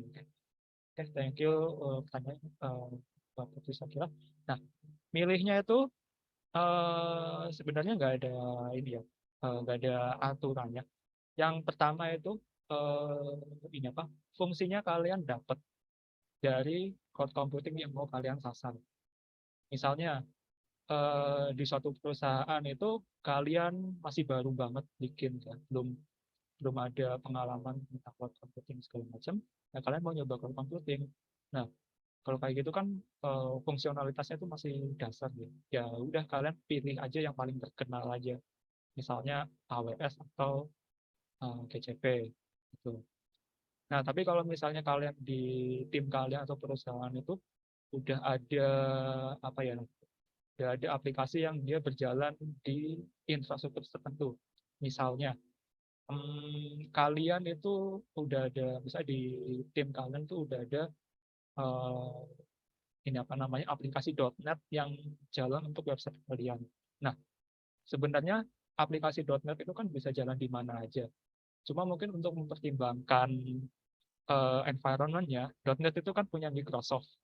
Nah, itu mungkin bisa dipertimbangin lebih condong ke ini apa ke Microsoft Azure daripada cloud provider yang lainnya. Nah, itu mungkin dari sisi fungsionalitasnya ya. Terus fungsionalitas sama ketersediaannya. Terus yang kedua, lihat harga sih. Dicek dulu harga untuk layanan yang sama tapi beda cloud provider itu yang sesuai budget kalian itu yang mana. Nah, itu pastiin juga apa harganya itu jangan sampai kalian udah setuju pakai cloud provider ini tapi ternyata lebih mahal dan nggak masuk budget. Nah, itu kan sama aja bohong, nanti nggak bisa malah jadi bottleneck ke depannya kan. Itu dari sisi harga. Terus ini sih satu lagi mungkin lokasi juga ya. Lokasi tim kalian sama lokasi user kalian. Nah, itu misalnya kalau apa ya, karena itu penting. Misalnya cloud provider ini dia udah menyediakan data center di Jakarta, tapi cloud provider yang satunya lagi belum. Nah, kalau kita usernya di Jakarta, ya udah kita pasti bakal condong milih yang udah ada di Jakarta kan. Soalnya buat mendukung ini apa, selain mempermudah akses ke usernya, itu juga kalau kita mau ngobrol langsung ke orang-orang di cloud provider-nya, itu kita bisa langsung ke situ. Nggak usah harus naik pesawat misalnya ke Singapura atau ke Osaka. Jadi mungkin pertimbangannya itu pertama fungsionalitas sama fiturnya, kemudian dari sisi infrastruktur yang sekarang itu lebih enak pindah ke cloud provider yang mana, terus budget sama keterdekatan lokasi. Itu sih mungkin dari Syakila bisa aku jawab. Oke, makasih banyak Mas. Tadi ya itu ada kurang lebih ada 3 pertimbangannya tadi, secara harga, secara lokasi, secara kecocokan juga. Kalau emang makainya teknologi Microsoft ya Azure boleh, kalau pakai teknologi Google ya Google lebih cocok gitu ya Kak. Oke, ada lagi nih Kak yang resen, Fauzi Anggoro. Silakan Fauzi Anggoro. Ini. Halo Kak Husni, halo Azam. Halo. Halo Fauzi. Aku izin tanya dong, tadi kan pengalaman Kak Husni di Tokopedia kan sebagai software engineer ya. Terus tadi untuk spesifikasi layanan di cloud itu kan ada infrastruktur, ada software, ada platform. Nah, dan juga di cloud itu ada yang namanya kayak hierarki tentang role model penugasannya gitu kan. Nah, misal ya kita jagonya di infrastruktur nih. Cuman kan kita tahu kalau infrastruktur itu kan benar-benar kayak basic banget kita ngebangun suatu project karena itu ya berhubungan sama sumber daya. Nah, semisal kalau pengalamannya Kak Husni kerja di Tokopedia dan kayak dikasih role basic itu mungkin nggak atau bakalan kayak dicari alternatif divisi lain yang lebih dekat sama skill kita, gitu kan? Bentar. Jadi pertanyaannya gimana, Pak Uzi? Oke. Ibaratnya kita pengen ngelamar kayak magang di perusahaan. Oh, oke. Nah, di bagian apa di bidangnya cloud computing, cuman nanti bagiannya di bagian infrastruktur as a service. Oh, Nah, oke. tapi kan kita tahu nih kalau di cloud itu ada kayak role modelnya, dan infrastruktur itu kayak basic banget lah ngebangun sebuah resource, sebuah project. Nah, Hmm. kita sebagai apa ya namanya orang yang baru nih buat terjun ke infrastruktur terutama di cloud itu mungkin nggak kita buat dikasih role model langsung kayak nyiapin eh, sumber dayanya gitu, atau kita kayak dinaikin satu tingkat jadi software as a service gitu. Oh, oke, oke. Jadi pertanyaannya tuh kalau misalnya kita basicnya itu lebih suka ngoprek-ngoprek ke bagian yang infrastruktur as a service itu, Iya, ada role yang khusus untuk ngerjain di bagian infrastruktur as a service gitu nggak ya di perusahaan gitu? iya, Oh, oke. Thank you. Ini pertanyaannya dari Fauzi. Sebenarnya kalau nanti kalian, dari pengalamanku ya, kalau dari pengalamanku sih, itu lebih ke balik lagi ke kebutuhan perusahaan. Kalau misalnya ternyata mereka itu butuhnya eh, stack yang sifatnya itu infrastruktur as a service, kayak misalnya virtual machine dan segala macamnya itu, ya ya udah, kita bakal ke sebagian besar ngerjain itu sih. Nah, tapi kalau misalnya ternyata kita ini apa? Kita udah kebiasaan nih pakai infrastruktur as a service, tapi ternyata di perusahaan itu dia pakai platform as a service. Nah, ya itu mungkin harusnya kalian ngobrol dulu sih ketika ini apa, ketika wawancara interview itu sama usernya. So, nanti gimana pertimbangannya nanti ada kalian berdua sih.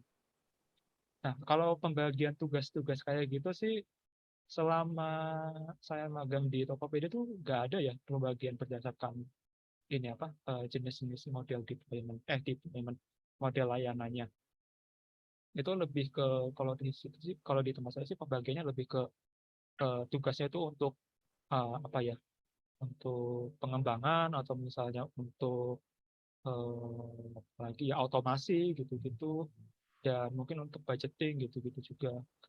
Nggak memisahkan berdasarkan ini apa layanan infrastruktur as a service, platform as a service, atau software as a service, ini kalian dibagi tim ya kayak gitu. Oh enggak, kalau ilmu yang begitu sih Fauzi. Jadi mungkin nanti bisa di apa ya, bisa disinkronisasi dulu sih kalau misalnya Fauzi lagi wawancara atau apa gitu, tanya aja mereka stack-nya itu apa aja yang dipakai gitu. Kira-kira menjawab nggak? iya, ada gambarannya lah buat persiapan. Thank you Kak Husni.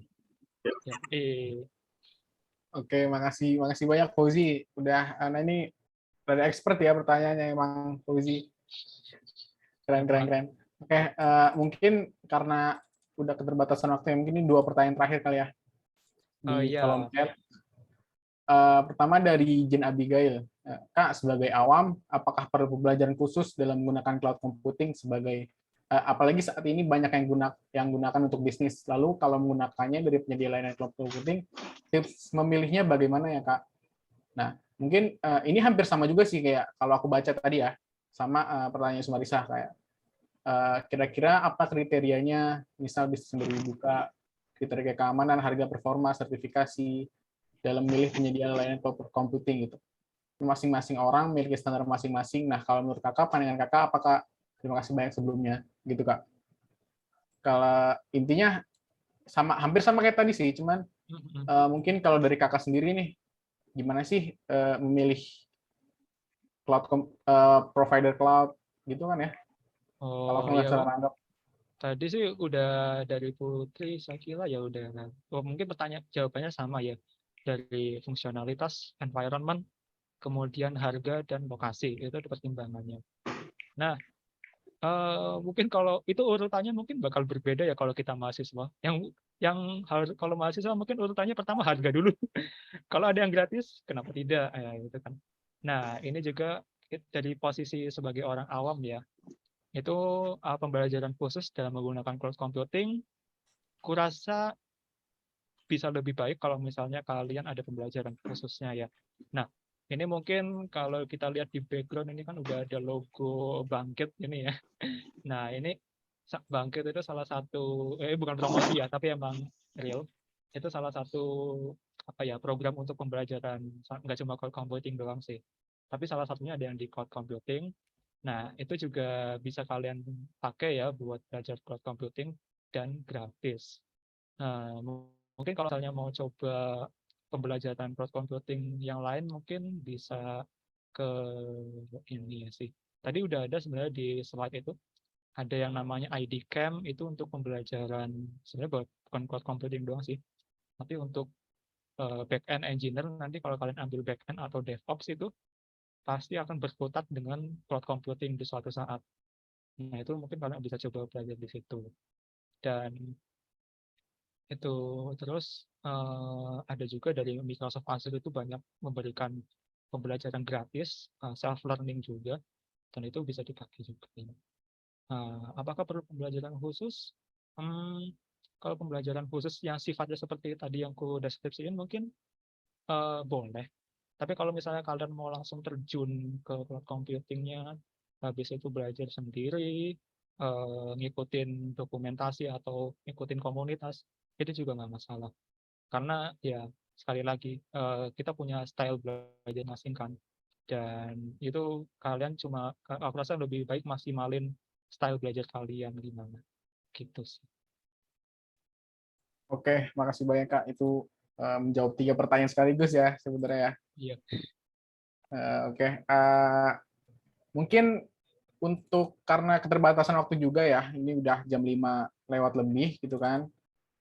Antusias banget nih semuanya gitu, jadi agak ngaret dikit gitu, maafin ya semuanya ya. Oh Jadi iya, ini antusias itu nggak terduga gitu. Jadi kita nyiapinnya sampai jam 5 aja. Tapi oke, mungkin terakhir nih ya, aku mau nanya ke teman-teman sekalian, kayak dari yang tadi, mungkin dari diskusi kita sama Kak Husni, dari materi-materi yang udah disampaikan Kak Husni, ada yang mau ngasih ini nggak, insight apa sih yang didapat hari ini gitu? Satu orang mungkin boleh jelasin gitu ke kita semua simpulan hari ini mungkin ya. Ada yang mau nggak? Gibral Anugrah. boleh tuh. Itu Gibral Anugrah. Boleh silakan, Gibral. Siap, izin menanggapi tadi ya, Bang Azam. Dari kesimpulan tadi yang bagi gue sendiri, bagi gue tadi kan jatuhnya gue juga jatuhnya awam terkait cloud computing gitu. Jadi yang gue dapetin itu ilmu dasar banget sih, apa itu cloud computing, terus jenis cloud computing kayak apa aja. Yang tadi dijelasin sama Kak Husni, bahwa cloud computing itu jenis-jenisnya ada yang kayak IaaS, PaaS, sama SaaS. Terus kalau SaaS itu kayak yang biasa kita udah sering lah, kita udah sering gunain kayak Google Drive dan kawan-kawannya gitu. Nah, kayak tadi jatuhnya kayak yang didemoin Kak Husni yang dari IaaS-nya, yang tadi IaaS yang JavaScript kan ya. Itu pertama kali saya lihat, oke, gini data pengoperasian cloud computing gitu. Jadi ilmu saya terkait teknologi ataupun hal-hal lainnya yang terkait dunia teknologi kayak gini bertambah gitu. Terus tadi juga tentang karakteristik, kita dapat mengetahui karakteristik cloud computing kayak gimana aja. Tadi ada on-demand self-service, broad network access, dan kawan-kawannya gitu. Tadi juga sempat dijelasin juga sejarah perkembangan cloud computing gimana, dan masih banyak lainnya gitu. Itu sih yang dari saya sih, Kak. Ya. Ya, makasih banyak Gibral Anugrah. Keren banget jawabannya, keren semuanya. Ini hari ini keren banget Kak. Materinya juga nggak kalah keren. Wah, kita semua keren kok ini. Keren, oke. Mungkin gitu aja. Kalau dari Kak Husni sendiri ada closing statement nggak ya Kak untuk terakhir nih? Oke, closing statement ya. Ini mungkin ketika pertama kali jadi Fasil itu sesuatu yang ku bilang ke teman-teman teman-teman Bangkit, termasuk Azam ya, dan juga sebenarnya Fauzi itu dia satu tim juga CC25 sama Azam juga. Nah, ini yang ketika pertama kali belajar cloud computing ini satu hal yang selalu aku bilang. Mungkin awalnya kerasa berat ya, tapi dicoba aja dulu. Nggak ada salahnya mencoba karena ya ini apa? Kita nggak bakal tahu kalau kita nggak nyoba. Itu. Nah, kalau buat teman-teman ini mencobanya itu nanti bisa dimulai dari ini apa? PT nanti bakal di-share ya. Dan itu nanti di bagian referensi itu ada banyak link dan ada banyak sumber belajar itu. Nah, itu bisa kalian pakai untuk starting kalian kalau mau coba ke arah cloud computing. Nggak cuma cloud computing doang. Kalau misalnya kalian mau coba ke arah machine learning tapi dikombinasiin dengan cloud computing, bisa di situ. Atau mau coba dari networking dikombinasiin dengan cloud computing, bisa juga ke situ. Ada nanti banyak banget sih yang bisa kalian eksplor gitu. Nah, itu sih yang mungkin penutupnya sering-sering eksplor aja. Oke, makasih banyak Kak Usni. Tadi ya sering-sering explore, nanti juga ada bahannya yang mau dieksplor gitu di PPT tadi banyak disediain sama Kak Usni. Nanti kita kirim juga via email, jadi bisa dilihat lah kapan aja. Oke, mungkin gitu aja dari kita gitu ya. Mungkin oh ya, tadi sesuai janji aku sebelumnya, mungkin aku mau ngumumin tadi tuh ya pemenang peserta terbaik lah. Mungkin hari ini agak sulit sebenarnya, agak sulit untuk milih peserta terbaik karena banyak banget yang aktif, banyak banget yang nanya gitu, banyak banget juga yang aktif lah pokoknya. Nah, tadinya pengennya cuma satu gitu ya. Tadinya pengennya cuma satu peserta terbaik, tapi karena mungkin cukup banyak, jadi kita ada dua gitu. Pertama, mungkin langsung aku ngomongin aja kali ya. Selamat kepada tadi Fauzi Anggoro sama Gibran Anugrah gitu. Buat peserta terbaik untuk hari ini gitu. Tepuk tangan lu dong. Keren. Nanti untuk Fauzi sama Gibran boleh ini ya, apa? Panitia boleh minta tolong mintain nomor WA-nya supaya nanti gampang lah hadiahnya gitu ya. Hadiahnya apa? Ya nanti tahulah, gampang pokoknya. Ada. Oke, gitu aja sebenarnya dari aku. Makasih banyak semuanya. Oke, mungkin ini absen ya. Absen panitia ada siap belum? Nah, itu dia absennya. Sambil ngisi absen mungkin aku lempar ke MC kita hari ini, Anggia. Boleh, silakan Anggia.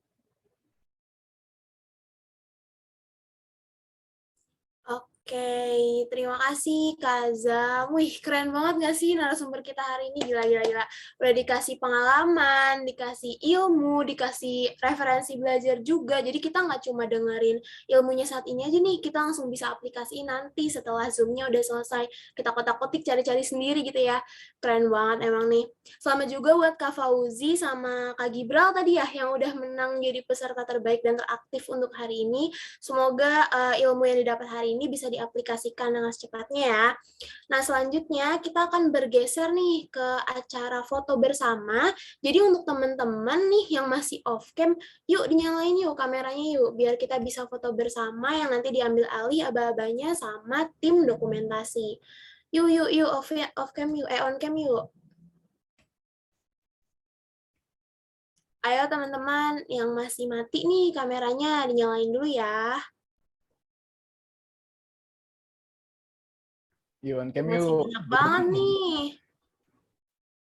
Yuk, kita nyalain dulu kameranya, kita kenang-kenangan foto bareng-bareng. Ih, yang ganteng banget. Mantap. Seger banget nih. Kayaknya udah mandi sore apa belum nih? Belum ya, dari tadi di Zoom doang ya? Kamu belum mandi sini, kamu belum mandi. Mantap. Ayo lagi. Si lumayan nih yang masih off cam.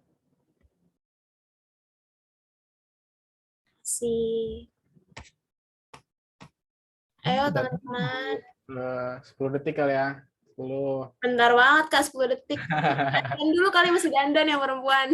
Masih dandan, oke. Masih pakai kerudung ya. Iya, masih pakai kerudung Kak, benar. Yuk teman-teman yuk. Yang belum on cam, nyalain dulu kameranya. Oke, mungkin udah cukup kali ya. Oke, boleh. Biar aba-abanya diambil alih sama tim dokumentasi ya, teman-teman. Ayo, Gaya, mana nih? Oke, langsung aja ya. Untuk slide pertama, 1, 2, 3. Slide kedua, 1, 2, 3. Untuk slide ketiga, 1, 2, 3. Udah nih. Oke. Terima kasih. Terima kasih ya tim dokumentasinya. Thank you, thank you. Sama-sama. Nah, selanjutnya kita udah ada di penghujung acara banget nih. Tapi ada baiknya sebelum kita tutup acara hari ini, kita berdoa sama-sama lagi untuk bersyukur kepada Allah karena hari ini acaranya sudah berjalan dengan lancar tanpa kendala yang berarti. Doa bersama akan dipimpin oleh Kak Satria lagi nih. Kepada Kak Satria dipersilakan. Ya, langsung aja. Auzubillahiminasyaitonirrajim. Bismillahirrahmanirrahim. Alhamdulillahirabbil alamin. Hamdan syakirin, hamdan na'imin, hamdan yuafi ni'ata yuqasim mazida. Ya Rabbana lakal hamdu kama yanbaghi li jalali wajhika wa sultanik. Allahumma shalli ala sayyidina Muhammad wa ala sayyidina Muhammad. Subhanakallahumma wa bihamdika asyhadu an la ilaha illa anta astaghfiruka wa atubu ilaik. Rabbana atina fid dunya hasanah wa fil akhirati hasanah wa qina adzabannar. Amin amin ya rabbal alamin. Assalamualaikum warahmatullahi wabarakatuh. Waalaikumsalam. Amin. Amin ya rabbal alamin. Semoga yang membaca dan mendengarkan sama-sama mendapat pahala dari Allah Subhanahu wa taala ya. Nah, nggak berasa banget nih, udah lebih dari 1,5 jam teman-teman semua bareng sama aku udah ngelewatin berbagai macam rangkaian acara dari hari ini. Besar harapan kami sebagai panitia agar teman-teman bisa mengaplikasikan nih ilmu yang didapat hari ini ke kehidupan sehari-hari ya tentunya. Terima kasih banyak pada teman-teman semua, terkhususnya pada narasumber yang luar biasa keren hari ini, Kak Husni, karena telah membagikan pengalamannya, ilmunya, referensi belajarnya untuk kita semua. Terima kasih juga untuk para panitia, kakak moderator nih yang udah ngepandu kita untuk diskusi hari ini yang luar biasa keren ya. Jangan lupa untuk teman-teman semua untuk ngisi link absensi yang udah disebar di kolom chat ya, karena link absensi itu berkaitan dengan e-sertifikat yang nantinya akan dikirim ke email teman masing-masing yang udah teman isi di link absensinya. Jadi nggak boleh kalau nggak diisi ya, nanti e-sertifikatnya nggak dapet. Oke. Saya sebagai MC Safira Anggia pamit undur diri. Mohon maaf bila ada kata-kata yang salah baik secara disengaja ataupun tidak. Wassalamualaikum warahmatullahi wabarakatuh. Sampai berjumpa di sharing session minggu depan. Bulan depan maksudnya. Dadah. Semuanya, makasih banyak. Makasih Terima banyak kasih. ya. Makasih banyak Kak Husni. Thank you.